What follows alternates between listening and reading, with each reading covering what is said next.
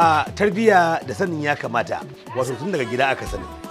Alal misali mata a kowane lokaci abin da ake da bukata a gare su a ba su tarbiyya ta musamman, a kuma ba su wato irin abin da ake kira wato tasowa ta musamman a gida domin su kasance masu alheri ga al'umma.